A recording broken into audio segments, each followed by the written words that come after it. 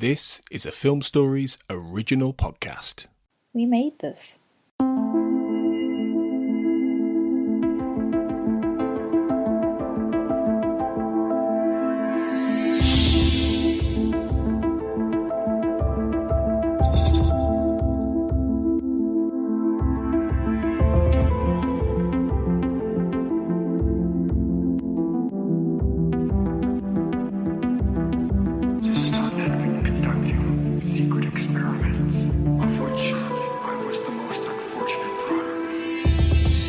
Welcome to the X-Cast. The truth is in here. I'm your host for today, Russ Hugo, sitting in for old Captain Tony Black. And with me today is the great Jim Beard. Welcome back, Jim. Oh, thank you very much. I'm great. I love it. It's good to have you back. It's been too long. I think we talked, was it Clyde Bruckman's almost over a year and a half ago, I believe. Wow. Has it been that? Yeah. Wow. Terrifying.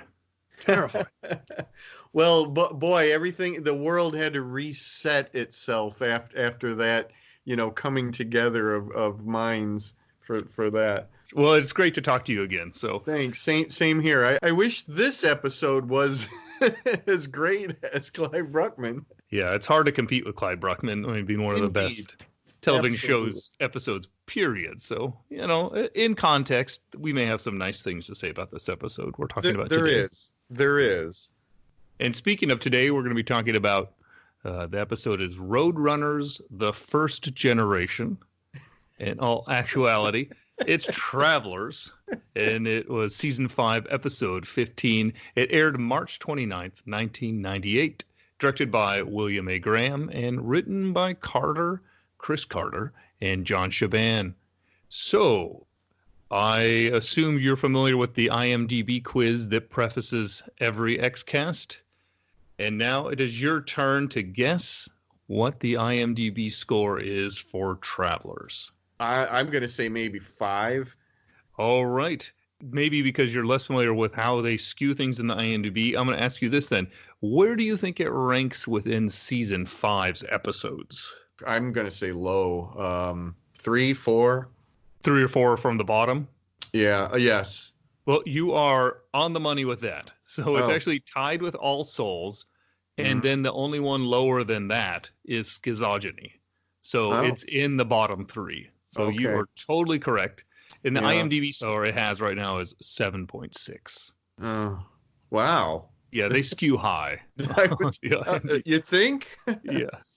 I was thinking about Travelers heading into this recording, and the thing that kept coming to my mind was I want to be kinder to it than I'm probably going to be. I do have some nice things to say about it, but I wish I had even nicer things to say about it. I think that there was a potential to have a lot more nice things be said about it, but it just ain't there. Fair point. And I think as we go through the episode, using your writerly skills, perhaps have some fun and hypothesize what you might have done different during those moments. If there's something that stands out, feel free to workshop it a little bit. Have some fun. And in full disclosure, I think AJ asked me to ride along on this one because he hoped that I would have an affinity for Travelers because of the presence of Darren McGavin. Earlier this year, I actually had published by Moonstone Books an official Kolchak the Night Stalker novella. So I'm a huge Kolchak fan.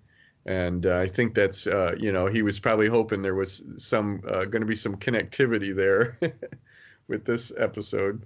Fabulous. So the episode starts off with a cold open with a very strange emphasis on 1990. And then after that, it cuts and we get the normal blurb, which says the date again and that we're in Wisconsin. A sheriff and a landlord apparently going to do an eviction on someone's house. A lot of gross roaches and clutter, and we find a wrinkly skinned glove in a bathtub ends up being a deflated shell of a human. So what are your thoughts about this cold open here? So again, the old man in the house ends up attacking the sheriff, and then as sort of the dying breath whispers or mumbles the words Mulder, the name Mulder. So What are your thoughts so far? It's a solid opening. I don't have any beefs with it. I think it promises, some interesting stuff to come up, especially when the dying guy says Mulder. Again, I think it holds more promise than what the rest of the episode actually delivers. As far as X-Files go, I think it's a fairly typical, opener. It's got a great feel to it, and it's got that creepy, oh no, I'm going to walk into a house where I really don't know what's waiting in there for me. I felt a little bit for the cop because he basically gets spooked and shoots the person who spooks him without really knowing what was going to happen or what was going on. I'm sure he, probably could have said it was in self-defense, but he didn't really know. So this guy gets shot, basically because he scares the police officer. Yeah, I kind of let that slide, just assuming it's sort of a panicky moment, but it was a bit strange to have somebody react that much in an X-Files. We normally don't see that quick shift to violence that rapidly. So, but I thought it worked. Yeah. It built tension. It set up the scene. Yeah. We'll see how well it pays off. Or as you've already hinted, question mark, thumbs down potentially. The deflated body aspect. That's one of the weaknesses of the episode, that it's really never explained. Absolutely, it's good, so good cartoonish. Even good point. Hey, I want to call this out. There's something about horror fiction about things in bathtubs that it's sort of deep rooted in our human psyches, that things in bathtubs. I'm thinking about The Shining, when he finds the old woman, the young woman, old woman in the bathtub, and the other different things. But yeah, for some reason, okay, well, maybe this is going a little too far too, but it could be that there's probably many suicides happen in bathtubs too. Both that, and then also just the idea of the isolation of it, the cleanliness. Yep. All of these sorts of things that make it. Yeah. Good call. You just slip and you fall. It's just, who knows? It's a nice high contrast. You get the lights. You get either bright lights of a bathroom or candles or something. I think it works well with horror. I don't know. Perhaps there's also, and I'll probably edit this out, but the idea of murders, and they'll happen in a bathtub because they can be cleaned up more easily than any other room. Drag the body there. And there's that too. Yep. But I definitely, that's from watching too much Millennium, so I'm going to edit that out for anybody on our case. Okay, so it now cuts to Washington, D.C., still in 1990, and we find our protagonist, Fox Mulder, going to visit ex-FBI agent Arthur Dales, played by Darren McGavin. So, as probably most X-Files fans know, was originally the inspiration, the Kolchak the Night Stalker, which starred Darren McGavin, was the inspiration, a major inspiration for the X-Files. And Carter and the rest wanted McGavin to play Bill Mulder, but scheduling and things didn't work out. So we have him play Frank Black's father in Millennium to fix that, and then here one of the first people to work on the X-Files, as we know. So goes to visit to talk about Edward Skur, who was the old man who was attacked and shot in the house and muttered the name Mulder, and talks about the file was opened in 1952. This is the first reference we get to HUAC and talking about the Red Scare. And we get this quote here from Dales. Do you think they would have found nothing unless nothing was what they wanted to find? Seeming to refer to the Red Scare. And watching this the first time through here again, I didn't quite understand how that related to the rest of the story. And then when I finished the story, I still don't quite understand. And I was wondering if you maybe had some thoughts on that one, what I was missing. It's no, it is, yes. There's a vagueness about it. In fact, there's a couple different points throughout this episode and by the end that I'm still vague on. I'm not quite sure why Mulder doesn't say anything at all when Dales starts bringing up Huac, and he has to explain to him, and I'm thinking in my head like, well, Mulder would know all about that, but he just lets him go on, and I guess that could be more that they wanted it explained to the audience. Although it would have been, to me, more interesting if Mulder just literally, cut right in on Dales and just started, spooling off information, very dry information about Huac. But yeah, I'm gonna have to agree with you. That's just one of the kind of vague points. It's overall, it's not a bad basis for a story. From what I understand, that this whole thing was written as they say, a tribute to a screenwriter who really was blacklisted in Hollywood, and that was the basis, the launching pad for the whole idea of this episode. But it's not a bad basis. It's just the way it all plays out leaves something to be desired.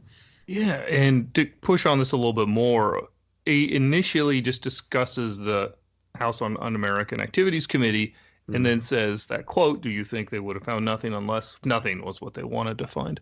Right. And that, in that context, implies that Dales thinks that there were actually many communist threats to the U.S. and that the FBI was covering it up.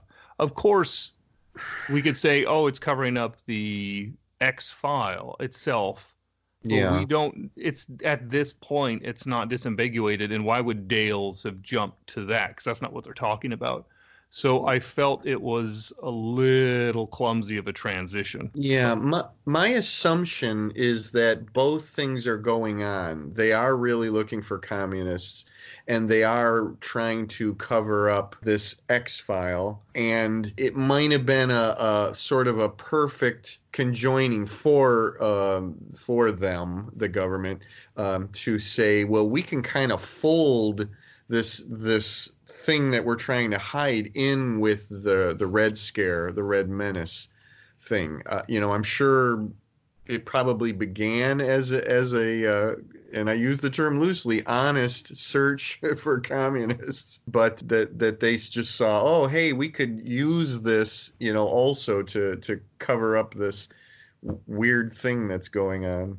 Which is a fair plot point, but yeah, still I'm getting hung up on this idea that it's implied by Dales in the narrative that the FBI or whoever was intentionally sabotaging the investigation into the Red Scare, and that there were actually communists, but they were not found by HUAC intentionally, which... Oh, okay. I'm seeing what you... Yeah. It to me, it contradicts the end of the episode. It contradicts reality. And trying to assume then that the entire Red Scare was based around these alien implants is a real stretch to make, even in this narrative context. Yeah.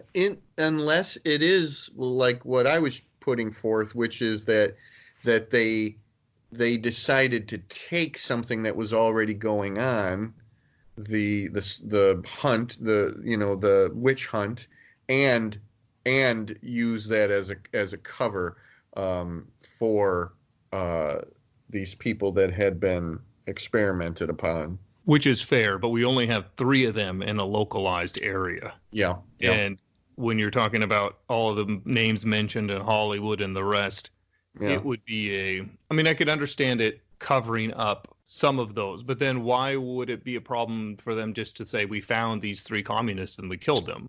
Spies and traitors. I don't understand what the advantage would be. Yeah. If we look at the psychotic portrayal of Cohn and the rest. You might actually be suggesting that this episode was written hastily and put together with not much care. Oh, I wouldn't do that. No, okay. Well, good. No, I'm glad. Okay. Well, I apologize. Oh, do not apologize. No, that's it. That's there. But no, I'm being facetious. Oh, I know you are, and I'm being double, and then it's just causing trouble. Yeah. I'm so sorry. But... This is if you had said, describe this episode, how you feel about this episode in one word, the one word that I would say is frustrating. It's frustrating on many different levels and different aspects for me. There are plot points that are frustrating. There's a lot of promise that doesn't get fulfilled that is frustrating. Darren McGavin's presence here is incredibly frustrating to me. So I'm feeling the frustration. Let's maybe expand on that, since one of your expertise here is on Kolchak and Darren McGavin. What are your thoughts? What about it particular is frustrating for you? Mostly because, from what I understand, Chris Carter and his team really wanted Darren McGavin to be part of this show, with good reason, because of the inspiration that they got from Kolchak, which the tendrils there are strong. Then to finally get him and to basically barely use him in this. You don't have your two leads. You don't have Scully at all, and Mulder is barely in it. And then, honestly, Darren McGavin is barely in this, and he doesn't really do anything. I'm assuming that his part, and probably David Duchovny's part, were filmed in a day. They probably said, "Yeah, just come in for a day." And what you have with Darren McGavin is he's in a room, and there's a couple of shots where we actually see him, and then he does a little bit of voiceover. It's not even that much voiceover, and basically. Mulder's just sitting there listening to him. So to want Darren McGavin and to finally get Darren McGavin, and from what I understand, it was not very easy. That, like you had mentioned, that the schedules didn't meet up. They wanted him to do this. They wanted him to do that. Whether this is apocryphal or not, I didn't really find anything concrete on this. Is that there? Chris Carter wanted him to reprise the character of Kolchak in the show in X-Files, but supposedly McGavin didn't want to, reprise the character. Again, I haven't really found anything concrete on that. So unless you know something more about that, but again, to finally get him and to use him in this way in his first outing in the show, and he's really barely in it. And then to expand on that a little bit more, and then to get an actor to play him as a younger man, and I have nothing against that actor, but I'm not feeling that's a young Darren McGavin. I didn't for once feel that, it almost feels like it's supposed to be a different character when it's obviously not. But I just wasn't feeling that at all. There's very little Darren McGavin-ish in that guy. And even when we have McGavin on screen, he's barely anything like what you'd expect. To me, you hire Darren McGavin because of who he is. He was, and still is, one of the most unique actors out there, very distinctive. And you don't get any of that. It's a very throwaway part in this. And for the most part, I think they just wasted the time that they had with him. Fair points. I myself was bothered that one of the main traits of the Kolchak and McGavin's acting style that I connect to is his confrontations or his debate, especially when he's arguing with police officers or his editor and the rest. And in the sense here, he's just lecturing at Mulder, but they're trying to force that debate, but it just feels forced because the context isn't really working and the energy isn't really working. So I'm with you. Even when they're trying to kind of give him something to chew on, it's just not enough. They try to ramp it up way too quickly, and there's none of the humor or the jovialness or the quirkiness of his other performances. Yes, quirkiness is a good word here. Now, I didn't expect him to be exactly Kolchak, of course, but I think it's fair to say that Darren McGavin, usually when he's in something, you get a certain amount of wit and sarcasm, and especially in those confrontations, like you say. If anything, this role of Arthur Dales and the way it's presented in this episode kind of emphasized McGavin's age at this point, which was unfortunate. I mean, I guess maybe that's what they wanted, but why bother using Darren McGavin? In a darkened room, a little bit through a crack in a doorway, and then he, finally, Mulder gets to see him better face to face, and it's just, again, that distinctive voice of McGavin is barely in it. Like I said, you get some voiceovers, but it's really not that much. I would have said to Chris Carter and his team, hold on. Write something better for the guy when he has the time, and use him to better effect. Now, I know that Dales returns in the show, but for this first outing, that I'm going back to saying it's a complete throwaway. Yeah, and on top of all the other constrictions that you mentioned, there are a lot of tight close-ups. Is like if you watch his performance in Midnight of the Century and Millennium, they get a lot of space for him to maneuver, and you get his physicality, his body work. And here you get none of that too. Even when he's on there, the framing is so tight, or he's seated, and I think that's similar when he comes again in Aguamala, I believe. It's also very sedate, and it's a bit of a shame. Yeah, it really is. If Chris Carter was as much of a Kolchak fanboy and a fan of the actor as he was, you think that they would have somehow been able to work up something better. McGavin has such a strange history with this show. This episode, and then he returns, and then he actually starts filming a third episode, and horrible enough as it is, has a stroke after filming a couple of scenes, and they replace him. It's just a weird history with the show, when he really should have been a much stronger part of it and been honored, in my opinion, more in the show than what he was. Yeah, unfortunately, who knows about the realities of production behind the scenes and how complicated all that is. But yeah, I can't argue that it is a shame. Yeah. Regardless. Yes. So one of the common themes that we've already discussed about this episode is the parallels between the Red Scare, and then they talk about spies and untold number of fellow travelers working in the State Department or in the government. And we see Mulder back in his apartment, and he's watching the Red Scare news, or the hearing, like a newsreel of the hearing. He's eating sunflower seeds, so we get some of these carryovers. Mulder plays with his hair a lot in this episode. We see him smoking. He's wearing a ring, so we get some historical character traits that we're familiar with of the sunflowers, and then these other aspects of the smoking, which isn't foregrounded too much. It's pretty subtle, and the ring is, but it's pretty quick. What are your thoughts about how Fox Mulder is handled in this episode? Again, I'm going to go back to saying the same thing with about Darren McGavin. He's just kind of wasted here. Duchovny doesn't really feel into it, and Mulder stretching out on that, Mulder just doesn't really seem that interested in it.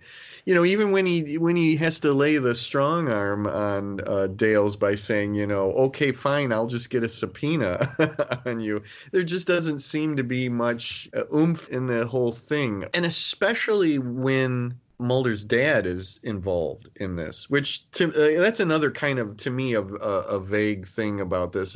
It didn't even really have to be that. I think that's even a little bit wasted, that you would think, having something to do with his father would be a significant event. And then again, it's not. by the end of it, I'm not even sure. I'm still not quite sure why. I always forget his name. Skur even says the name Mulder. You would almost think he would have said Dales at the end when he died. I don't know. Yeah, it's as if, I'm going to thank this person who I met once who let me go. And that's really what happened. Met him once on a drive and then drops him off. And then when I die, that's the name I'm going to mention. Exactly. Okay. To me, saying Mulder, it just seems to be a little bit more of a convenient way to bring Fox Mulder into this whole thing and get, to have an excuse to do that. But, whatever. Yeah, I thought it could have been more interesting potentially if Skur was found and then the file brings up Bill Mulder's name on that, how he was attacked by this person and let it go, and it was one of the big black marks on his career. Yeah. Because you think he would have been held accountable for what happened, and then that could be how he gets in and gets the files. Yeah. Potentially. I'm gonna give the show credit for its construction, the construction of the old footage. So many times in shows and movies when they try to replicate the feeling of old newsreels and things like that, it always, many times it never feels that way. This had a really good feeling to it because as far as I can tell, that is real footage of the real hearings and everything, and then they, splice in the stuff with shots of Mulder's father. Yeah, and I also wasn't sure it was so blurry if they just found that footage and saw somebody there that kind of looked like it and said, we'll just make it be that person. Of that. Yeah, I was thinking of that. So maybe I have to take back everything I said. Well, you never know. This was post Forrest Gump by quite a bit, so that had already been a pretty standard production trick, and who knows, they may have put it in. But if they did, it was hard for me to make out the similarities. It just was white guy with black hair. Okay.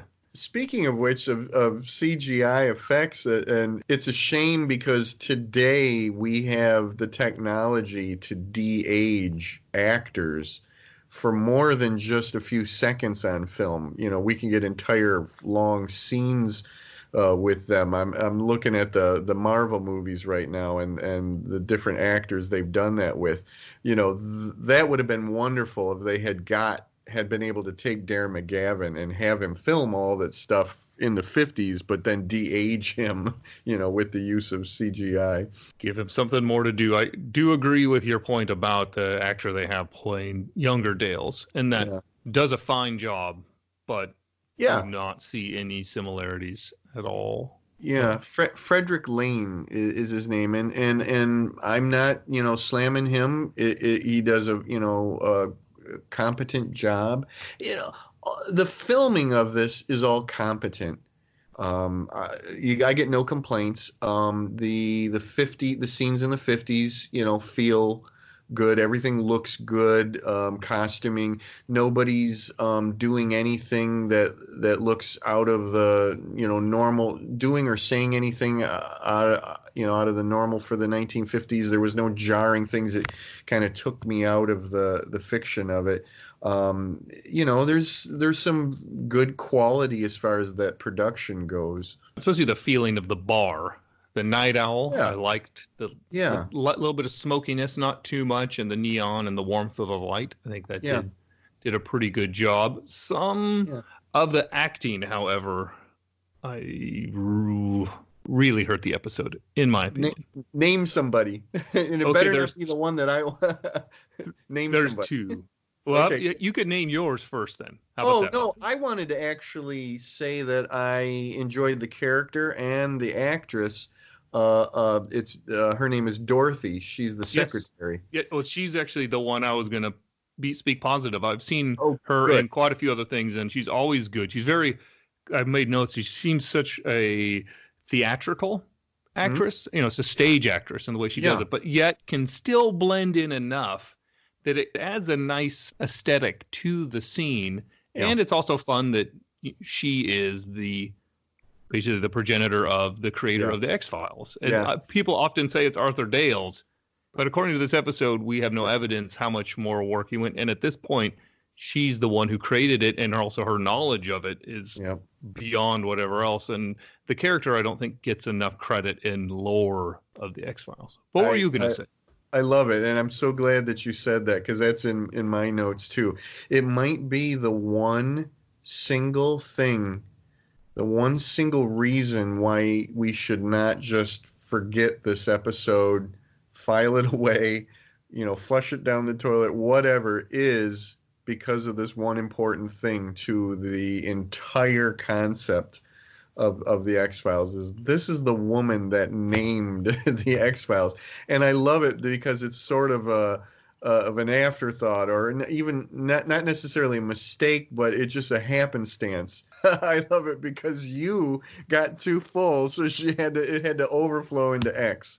Wonderful. So fun, such a mundane little thing for such an amazing thing as the X-Files. Yeah, I also like how, I'm repeating myself, but they could have just written it as, I'm just pulling up files and this is how I filed it. But the fact that she also is so well aware of the files and what's in them, which helps when it comes to some of the conveniences of her giving information to Dales earlier on. So that's one bit of writing, considering how little that character is presented in the script, that really works. There's good clear through. It connects to mythology in an elegant way. That just works, both in the sense, like you're saying, for the sake of the overall story of the X-Files, it has value, but also just in the context of the story, it's a highlight.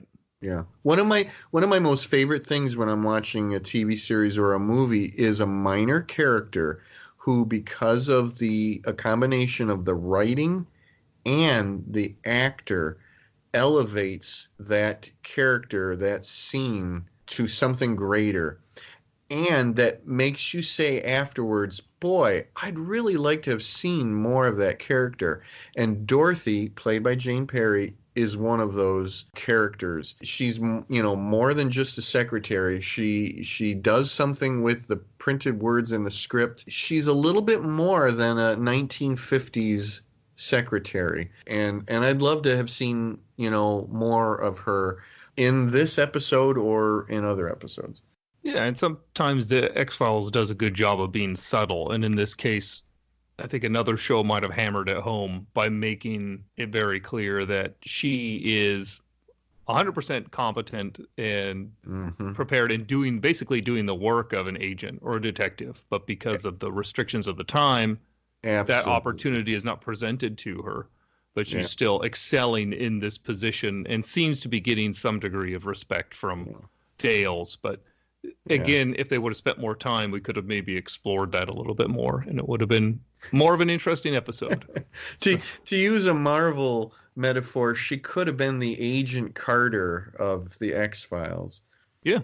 I mean, she's the originator. I think it would have been valuable to bring her back, especially since I believe she's a Canadian or a Vancouver actor and was in other 1013 shows, and do something else with her in one of the predated ones, like maybe The Unnatural or something. Well, I'll tell you what, I'm gonna go on record right here. If I ever get the opportunity to write another X-Files story, I have decided right here at this moment that it's going to include Dorothy. Why not make her the lead? I would love that, and I think that would be so cool. So I've decided if Chris Carter or anybody from your office, if you're listening to this, give me a call. If you write that novel, I'd also like you to write in Myrtle. Potentially Myrtle is adopted by the office after their owner is killed. Okay. And then there's you could write a kid's book version of where the adventures of Myrtle. What happened to Myrtle? I mainly bring it up because this is one of the other highlights of the episode. It's one of the few times in television or film where a cat's meow in a tense scene is not used as a jump scare. Yeah, right. It's a very friendly transition, and I had to really celebrate that moment. So, good. Yeah. I agree. Okay, so one of the actors and the scenes, I'm not sure. Well, I think it works fine, but it's a little cartoonish and tonally, I don't think it connects so well with the creature and the plot going on, and that's Roy Cohn and the actor that plays him. Bless you. I was just going to say that. Yes, he is. He does become cartoonish. doesn't he? It's almost like a villain in a Nickelodeon show or something. It is. It's even for similar campy, Mm-hmm. like even I don't name a show at the time that's a little campy. It just doesn't. It doesn't fit. It doesn't fit the X-Files at all, and especially with everything else going on, it's frustrating. Yeah. Similarly, acting-wise, the person playing Bill Mulder, the younger Bill Mulder, of course, just overacted everything to a death. But to be fair, the character was written poorly as well. But still, it made the younger Dale's actor look a lot better in contrast of just like, tone it down just a little bit. Right. A thought about the Roy Cohn in this, and the director also, quote unquote, the director. I often wonder when historical people are presented in fiction like this, and they're not removed from our time by hundreds of years, how do their descendants feel about it? Because if I was Roy Cohn's descendants, despite the fact that maybe he was a rat bastard in real life, I'd be pretty mad and not very happy about his presentation, in this. And it makes me wonder if anybody ever like that ever does complain or have any sort of basis for, legal proceedings about the way their relatives, their ancestors are presented, because he comes off as really, really, again, a real rat bastard in this. Not sure. I think going back to JFK, Oliver Stone's JFK, and I remember hearing a lot of people pretty upset about the portrayal of a lot of real life people who were portrayed in very extreme ways in that film, but not much you can do about it. Sure. I'd be more bothered by just the fact that Cohn's portrayal is so irritating. It's so irritating. But I don't want to. We don't have to linger on it. The other thing to kind of talk about, we could go through the plot for the most part, but one part that kind of bothers me, that's another scripting issue, is when Mulder and Dales meet in the cafe. Mm-hmm. Dale's like, so what do you do? Well, so what'd they do to him? Almost as if he's nonplussed. He's like, doesn't believe what Mulder's saying, when just 24 hours ago he was pinned to the ground and saw some creature's mandibles shoot out of someone's mouth. Yes. And also saw somebody's deflated skin. You've got all of these aspects, and then thoughts. Yeah. Number one, I liked the creature effects. I thought the autopsy scene, was good and creepy also. But yes, it's just another one of these things to serve the plot. A character has to deny what's right in front of him, and insist that nothing strange is going on. And I do agree about the creature effects for the most part. I mean, there's some puppetry towards the end that's a little stiff when the creature's coming out of the body Foley out of the chest cavity. But regardless, the construction of it is really nice, and the idea and the effect of it works fairly well aesthetically. Idea-wise, I've got a few problems. One, it talks about how it eats the internal organs, but yet the bones seem to be missing in some of them. And the second for me is that's, nitpicking. There's so much nitpicking that can be done in this episode, and I'm worried that'll be so boring for the listeners and potentially us. But when we talk about the context of the X-Files, why? What is this creature? Mm-hmm. Where did it come from? Why would they even think about doing this? And two, it's a mythology episode, hypothetically. You've got Bill Mulder, you've got the connections with the Nazi scientists, you have all of this, and I get, okay, you want to show they were working on other things, but this is what they're working on? Right. Crafting like a crab creature into someone's esophagus that somehow makes them come out and kill people, somehow gives them potentially super strength, but maybe not super strength because they can be stopped by being handcuffed but you can't roll off of them otherwise. Well, it looks like it comes fully out of the person. Am I right? Right? I think it goes out of the person into the other person, eats their insides, and then goes back into them. What? Yeah. Okay. Why does the first host, let it back in? Because they're brainwashed. They keep saying this thing, this idea is it's driving them to kill. But which gets me to the ending and the infuriating idea of this gentle, nice, noble gesture that Bill Mulder does, that he's going to let this person go because maybe, they're not going to want to kill. I think I wrote this down. Maybe somebody with a conscience. Wait a minute, though. He just killed his wife.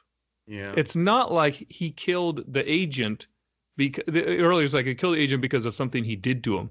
Did what? They keep jumping back between two things. Like, this is this mindless assassin that's going to do it. Then at the end, they try to humanize it. Yeah. And that somehow this is a noble thing that Bill Mulder did to make Fox Mulder's journey to understand his dad. If it was me, the kindness I would have shown would have involved a flamethrower. Yes. Yeah. Yeah. And maybe giving Skur's family protection and some money and something like that. But we don't care about the victims in this episode. We just care about this monstrous killer that we created. And he's going to go kill other people. Which we see at the beginning, that's what they did. 38 years he gives him to run around and do that. It's frustrating to see something that's written by Carter and Shaban that's so closely tied to the themes of the standard mythology, but does nothing with it. And the things that it does are so convoluted. So we have the Red Scare thing, doesn't make sense, and it doesn't play out. And then we have the creature's behavior and the reasoning behind the creature, and like, why would you do this? Okay, so you can have a sleeper agent that's going to go to the Soviet Union and kill people in strange ways somehow. We never get any explanation why. What's the power here? What's the behavior other than it can hold somebody down and they go in and eat their insides? Right. This is bizarre. Wait, bizarre, but not necessarily in a good way. No. It's the other thing that they do this transition, which is so awkward, where Dales visits Skur's wife. And so what do they do to him? It's called xenotransplantation. Yeah. And so this is implying, a xeno, an alien, and the rest. And so, it's just a different species than another human. Yeah. So it's also clunky. And then, it's the Nazis that did it, and the Nazis continued it. So let's deal with something. With the mythology, there's these ideas of ethics and experimentation on people. And here, this is just a cartoonish made-for-TV movie version of the mythology. And why make that then? And then why put Darren McGavin into this absolute mess of a shell? Yeah. I'll go back all the way to the beginning. There's promise in there but it's not delivered. I admit that, xenotransplantation maybe is a good basis for things. The Red Scare is a good basis for a story, and you got these different things. But it appears to be more along the lines of, we need an episode. It's filler. We need filler. We need a filler episode. We do not have Scully at all. What did I read? She was off filming the movie? Yeah, during this time, they were busy filming the movie. They're working on Millennium. Carter was way overworked. And that's why I agree with you. All of these things are good ideas. Mm-hmm. Or they're potentially good ideas to explore. Yeah. Why do it then when you're overworked? Why do the mythology at this level when it's already so convoluted at this point? And you're then going to be introducing a movie which is going to mess things up even more. Why? Right. Pick one of those things, play with it, simple, but they had to make this feel more important than it actually ended up being. I'm going to connect back to 3 of my favorite shows where something similar happened, and that would be the original Star Trek. By the 3rd season, Gene Roddenberry's focus was barely there. And we got episodes that some are not fan favorites, to be kind. My most favorite TV show of all time is the Batman show of the 60s. It's the same thing. The 3rd season, Dozier, basically one of the creators of the show and producer, was not as involved. His focus was not on it. And the 3rd season just kind of goes off the rails. And then Twin Peaks, when... And I just hit a wall with the name. Lynch or Frost? David Lynch. Yeah. He steps away at one point, and the show just meanders back and forth until he comes back at the end. This might even, maybe I'm stretching a little bit on this, but that may be that Chris Carter just, that there's two writers on this. I don't know how much Chris Carter was actually involved, or he hands it off to the other writer, and no one's really paying attention. They need a filler episode. Again, it's really hard to take if it's like, oh, we need something for Darren McGavin, and this is what you come up with. That's kind of sad. I've been on the Xcast. I've been assigned a few of John Shaban's scripts, and often he's a person with good intentions and core ideas, but the execution is rarely landed. There you go. Tries to swing for the fences. So in my head, my assumption is Shaban maybe got some notes from Carter about these ideas, and then Shaban wrote it all up. Yeah, Carter probably said like, something to do with the Red Scare, and then there's this xenotransplantation thing, which is funny. I actually looked that up, and it's very commonplace now that we might use cells from this animal, or we take human cells and put them into test animals like mice or rats or things like that, but this was obviously a little bit more extreme thing. I don't really know what the Nazis supposedly did with it, but again, it's not a bad idea as a springboard, but you need a little more follow through. So before we head to the mailbag, any final thoughts you want to add to this?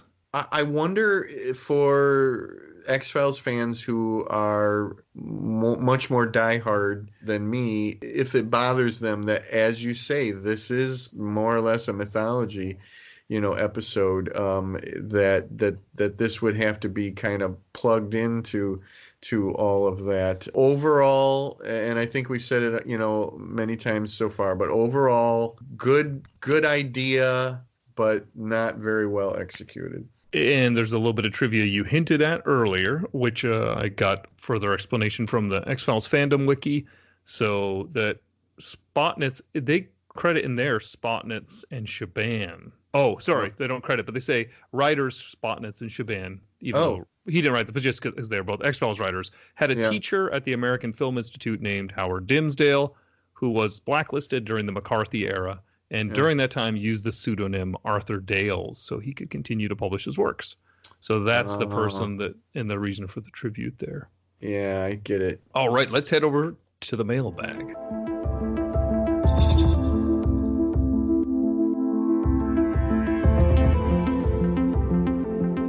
So first off, we have Marlitsis.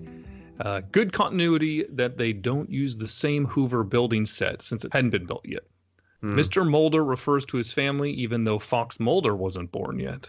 I found the voiceovers pointless as they don't add more information. So somebody who seems to agree with what you're saying.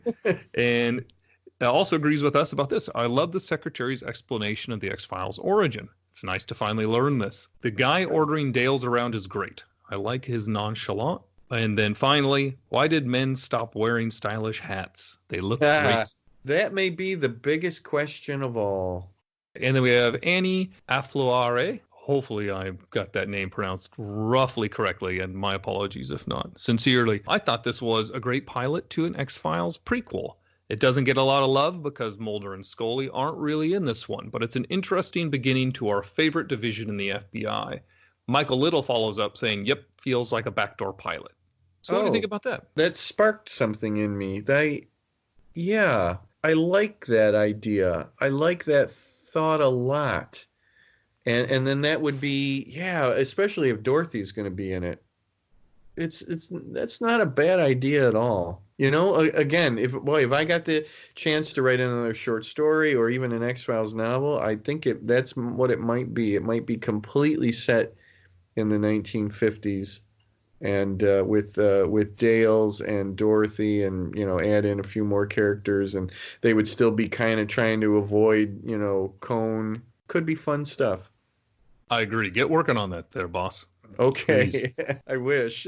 Yeah. Well, hey, the future, we got time. Let's get this going. We'll put out a request to the. Hey, I love my my brief time, delving into the X-Files for the anthology that I was in, and I'd love to go back. Maybe, I mean, it's been long enough. I think IDW, maybe we can beg and do a fundraiser maybe for it. Yeah, I love it. Josh Licata actually follows up by saying a X-Files story, and then Marlene Stemme also says good call about that. So quite a few people are thinking of these as being a offshoot, not connected, but potentially working as a standalone sort of a thing. Yeah. Chandru Ravindran says, so maybe this is my lack of interest in history speaking, but I just can't get into this episode. On a technical level, it's strong. You really get a sense for the time period, and the monster is downright terrifying.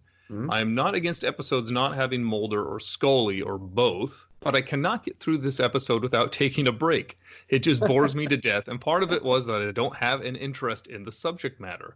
If there was a character that I had any prior interest in, I would probably rate this episode higher, but for the bulk of the episode, I'm falling around Arthur Dales, who I don't know anything about, as he investigates a case which I find dreadfully dull. I contrast this to something like The Unnatural, which also follows Arthur Dales, but is an episode that I love because the story hooked me. And commenting on that, this is me talking now, which is interesting. That's also historical, and was able to get into it. And I think it may not be a lack of interest in history speaking, as you mentioned at the beginning, and instead is probably just a fact that the script is weak. I think there's a lot of things in here that are interesting. I think the Red Scare is interesting. I think xenotransplantation is interesting. Yeah. I think the origin of the X-Files is very interesting, but it's just a mess. Mm-hmm. Agreed. All right. So we got a few more. They're fun, and we'll just go through them, and we'll hopefully people will, since we didn't talk as long, people will enjoy hearing these thoughts because we got some great ideas here from the gang. Next up is AJ Black.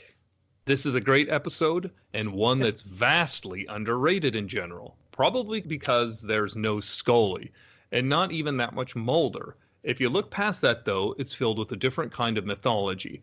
That of the X-Files itself, the history of the FBI, how it all ties into the fear of communism, and the allegorical anxiety about alien infiltration. It plays off Redux 1 in many ways, fleshes out certain aspects of that episode. Then you have Darren McGavin, of course, which is its own callback to the mythology behind the entire show's creation. And while, yes, the plot itself may be a bit nebulous and stodgy, the atmosphere and ideas within this one are terrific. Deserves so much more love. Fair enough. What a creep. Who is this guy? Yeah. Please. Okay, maybe I should. Totally disagree with it. Now, he had a couple of good points. I think we actually do agree with him. I think it's just because we agree the general ideas are very good. And then he even notes that the plot is nebulous and stodgy, which it's not just the plot for me. It's also the acting and the scripting itself. But I think we all agree that the pieces, the core elements and ideas are good, and there's a lot of potential. The difference is that you and I see it as massively wasted potential, and he sees it more as still interesting in its own right and is able to find enjoyment of that. And that's fine. That's great. Yeah. I applaud it. There are episodes out there that are offensive or they're incredibly boring. This one is just a mess. And if someone enjoys it, they're not wrong. They're not wrong to enjoy it at all.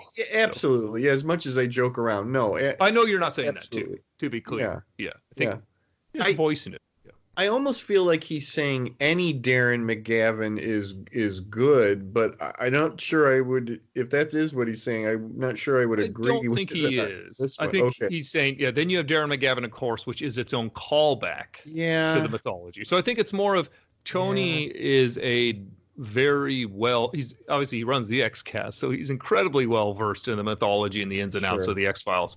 So for this, it's the underlying metatextual semiotics of the episode, as opposed to, I think that's pulling through and resonating with him, as opposed to, I'm just going to sit down and watch an episode of television and try to get the story to wash over. So I think for somebody who's more interested in doing archaeology of the show and real, looking at the pieces and the meat and how it's shaped up differently, I see where the appeal is for him. Yeah. Well, in a day and age where so-called toxic fans are overrunning so many different properties, believe me, I am one who will celebrate any love that somebody has for something, and especially something that maybe not a lot of other people do love. I not to get into it too much, but like Star Wars: The Last Jedi, I'm a fan, and I get it. A lot of people aren't, but I will celebrate when somebody loves something, even if it's something that I don't love myself.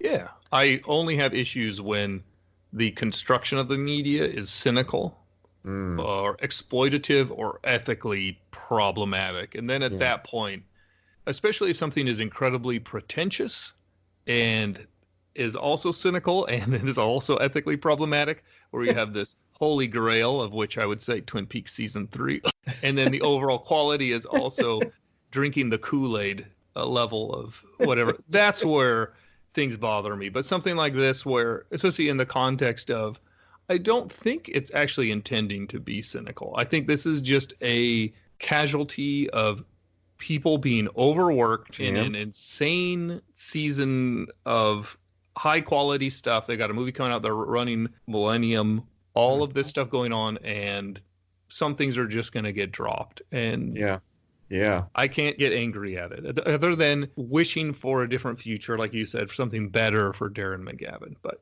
it's still thankful for what we got. Yes. Good. Love it. Okay. Adam Silva actually also agrees with Tony. So let's get his thoughts here. I agree. This episode is very underrated. I love the 1950s setting, which is well realized in the production. We agree with you there completely, Adam. Dales is a good character, played well by both Frederick Lane and the great Darren McGavin. I would have loved a prequel series with the young Dales, Bill Mulder, and CSM exploring the first X-Files in the early days of the Syndicate. I still, no offense here, no offense, but I'm going to still side with Jim and think it should be Dorothy and Dales.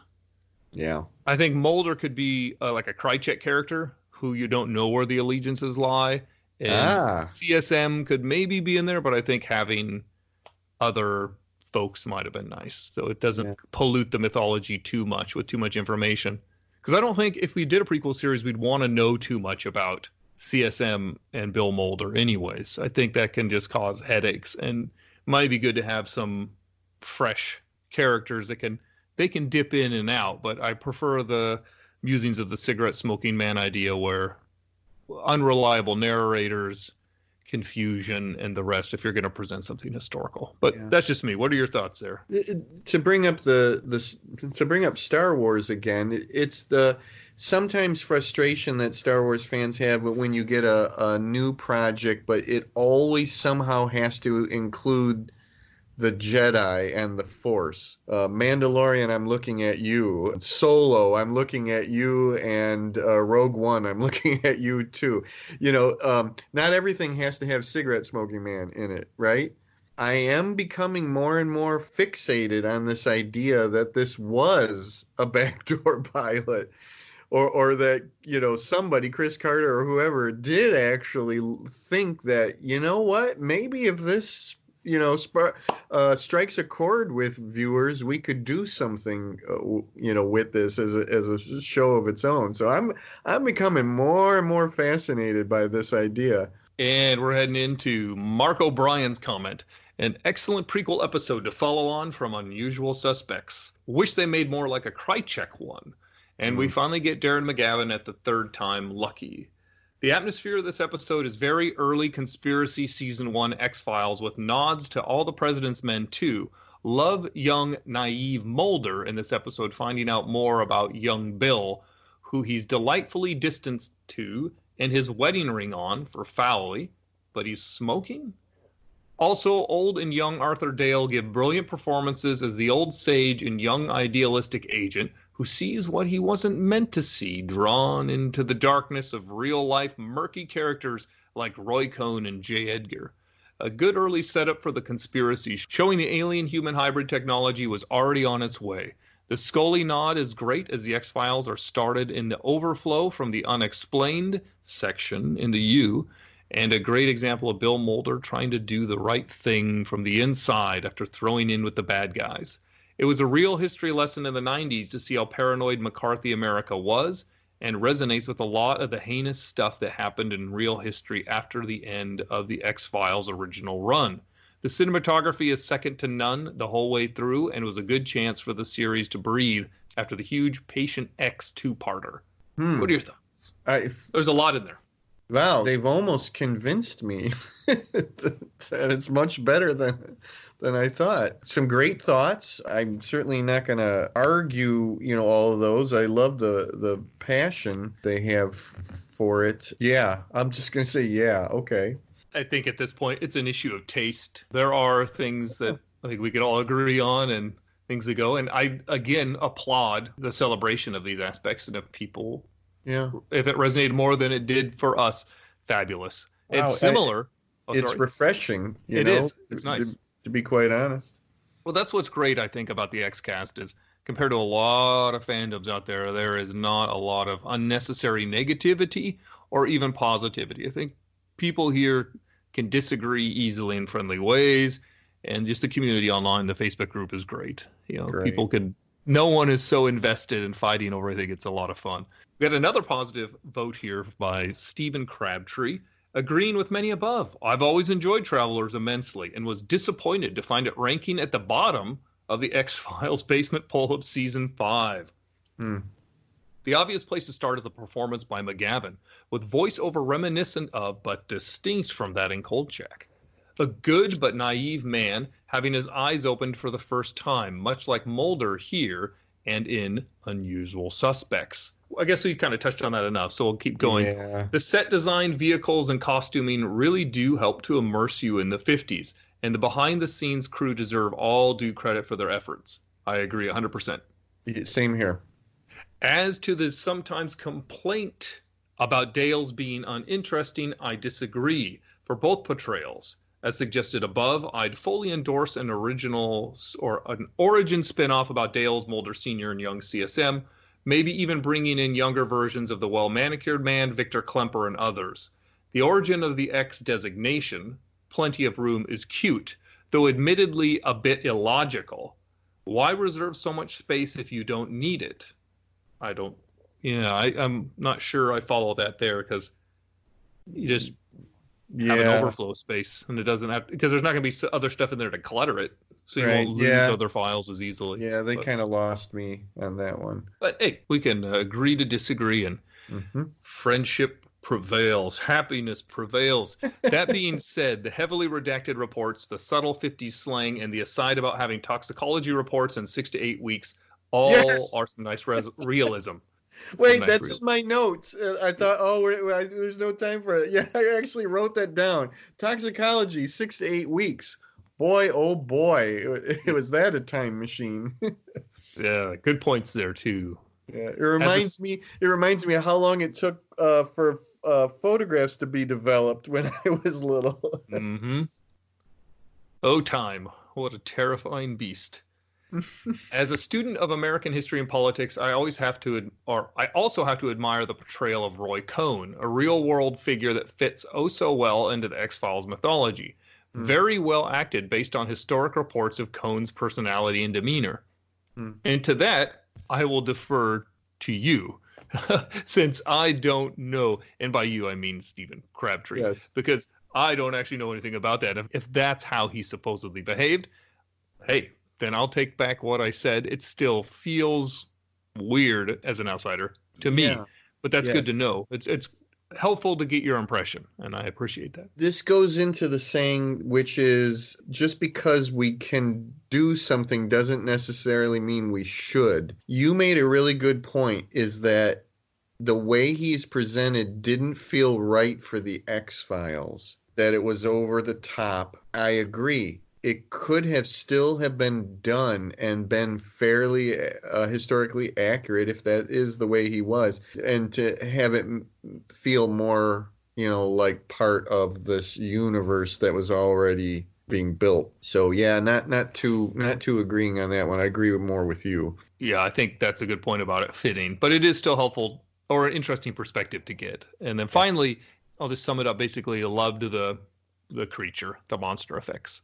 And Andrew Levitt, I really want to like this episode, but it feels really average to me. It has an interesting monster, provides some history about the X-Files unit, and even has some conspiracy moments with a young Bill Mulder. While there's nothing really wrong with the episode, it just feels a bit flat, especially after Patient X and The Red of the Black, which are really big episodes.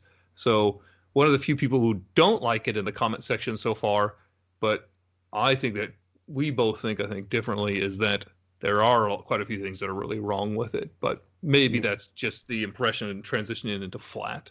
Yeah.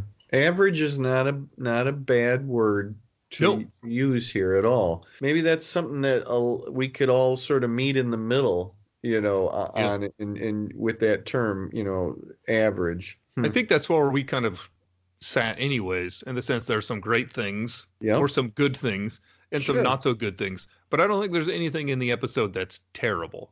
Yeah. And there's nothing in the episode that's really great either.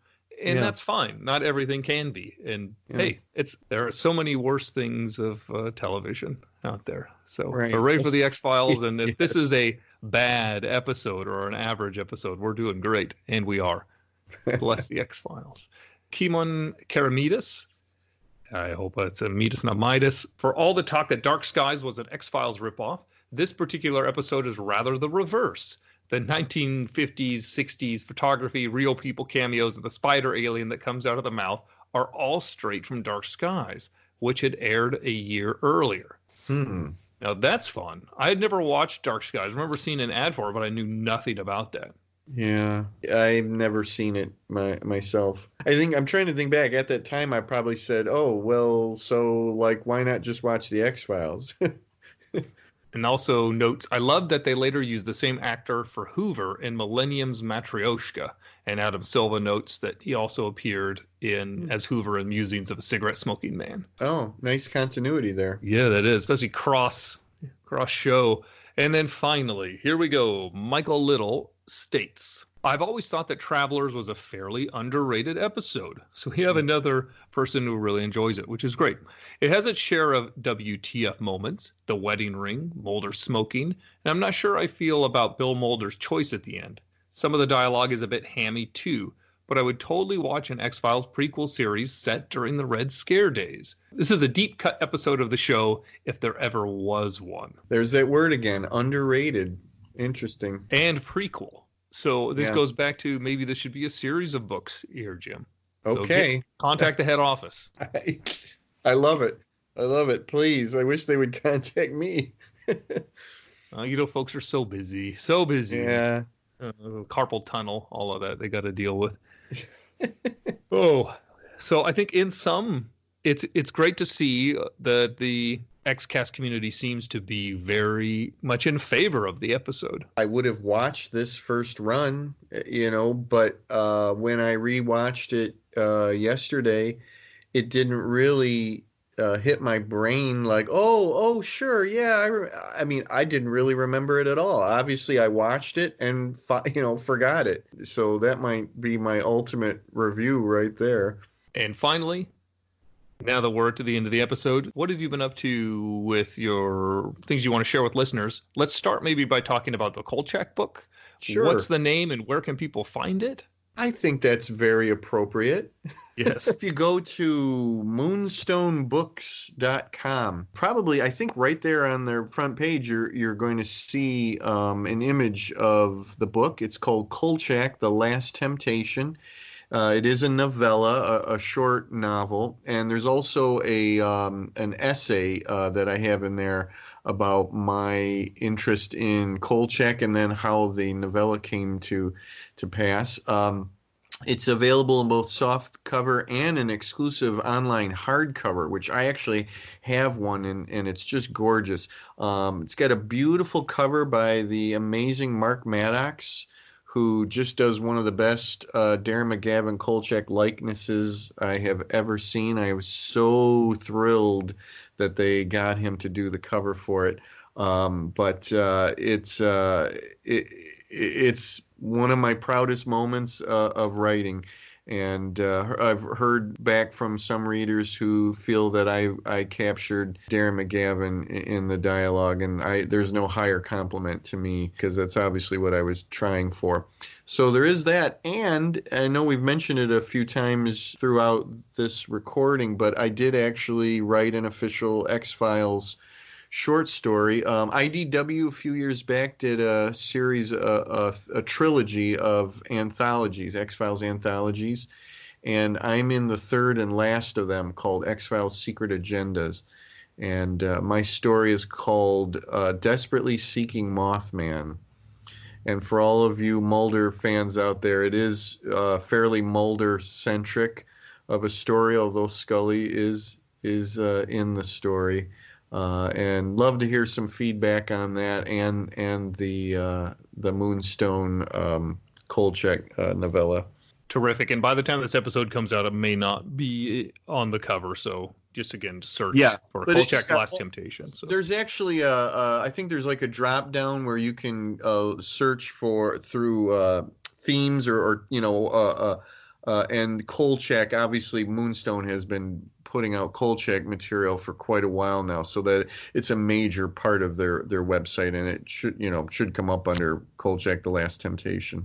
Yeah, if you do a search under horror and then go down Kolchak: The Night Stalker, they'll be sortable there. Yeah. And FYI, at this time, the hardcover is sold out. So, wow! You know what? That's the second time then. Wow, interesting. Okay, that's fabulous. Yeah, they don't make those in huge quantities. So if you want the hardcover, hang on. Hopefully that'll come back. Or if you ever see me at a show, I will try to have some of the hardcovers with me. And maybe by the time this episode airs, they'll be back in stock. But yes, the point is, definitely. If you want it, pounce, go for it. Well, Jim, it's been great to be able to talk to you again, and it's been a great episode again to chat about. It's got its flaws, it's got its nuances. It's been fun. Yeah, I you know what, I agree, and I thank you so much for having me on again. In retrospect, if it had been maybe a good episode, maybe we would have said a few things and that would have been it. This actually, there was a lot of food for thought and comment for this one. So maybe in the end, this worked out just great.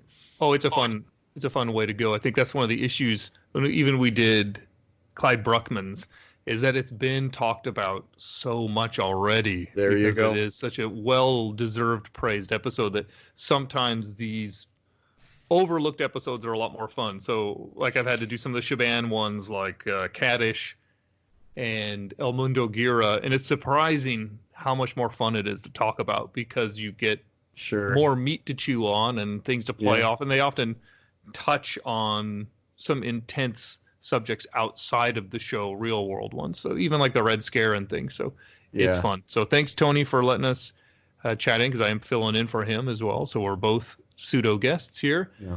And I gotta say, I love the commentary from people. Really great. Love that, and it was all really valuable. And like I said, I'm so into this idea of continuing the 1950s adventures of the X-Files. Yeah, actually, you bring that up about the feedback. Is of all of the episodes I've talked about, this episode has gotten by far the most listener feedback. Potentially because maybe I put the notice out earlier, but not necessarily by that much. I mean, still, we got a lot of great comments. So good. That's fabulous. Thanks everybody for pitching in about that and sharing your prequel. So like Jim said, it really adds a ton. You all. Yeah, and maybe we'll have to, if you do the 1950s prequel, you got a lot of commenters there to take names from, to name characters after. Yeah, right. Yeah, good point. Well, thanks again, Jim, and thank you. Until next time, trust no one.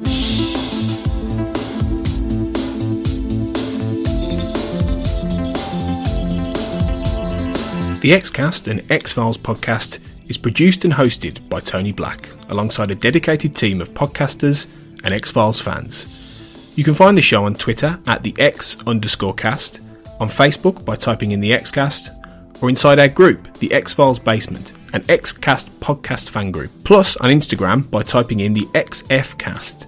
If you're a fan of the show, why not support us on Patreon exclusive bonus episodes, early access to new episodes, plus become part of our XCast community in the Patreon department. To see our monthly subscription options, just head to patreon.com/the XCast. That's patreon.com/the XCast. We'd love to see you join our Patreon community. We're also part of the We Made This podcast network at We Made This Pod on Twitter and We Made This on Facebook. You can find a range of shows on TV, film, music and popular culture in general on the network. Thanks for listening, and we'll see you next time.